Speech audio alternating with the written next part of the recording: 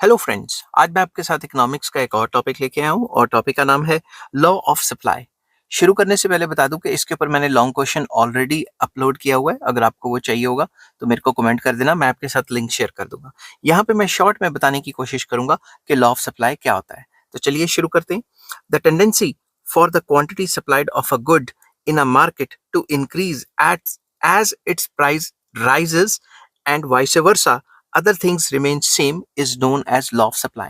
Law of supply कहता है कि जैसे जैसे प्राइस किसी भी चीज का बढ़ता है उसकी सप्लाई बढ़ेगी, और जैसे जैसे उस चीज का प्राइस गिरेगा तो उसकी सप्लाई गिर जाएगी। अदर थिंग्स बीइंग कांस्टेंट, अगर बाकी सारी चीजें कांस्टेंट रहें। बाकी सारी चीजें कौन सी हैं? आपने फैक्टर्स इफेक्टिंग सप्लाई किया होगा। फैक्टर इफेक्टिंग सप्लाई में जितने भी फैक्टर्स होते हैं उनमें में से बस प्राइस को चेंज करके जो भी सप्लाई में चेंज आता है उसी को हम लॉ ऑफ सप्लाई में डिस्कस करते हैं। बाकी सारे फैक्टर्स को अदर फैक्टर्स ले लेते हैं, जैसे प्राइस ऑफ रिलेटेड गुड्स, जैसे टेक्नोलॉजी, जैसे गवर्नमेंट पॉलिसी, जैसे goal of the firm, etcetera etcetera. ये सारे जो फैक्टर्स हैं जो सप्लाई को असर डालते हैं, प्राइस को छोड़ के उन सारे फैक्टर्स को हम कांस्टेंट मान लेते हैं।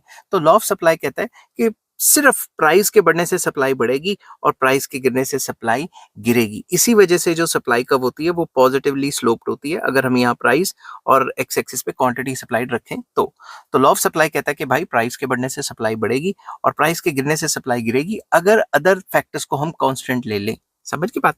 आई होप ये वीडियो आपको पसंद आई होगी। अगर पसंद आती है तो please like share and subscribe. Take care, bye bye.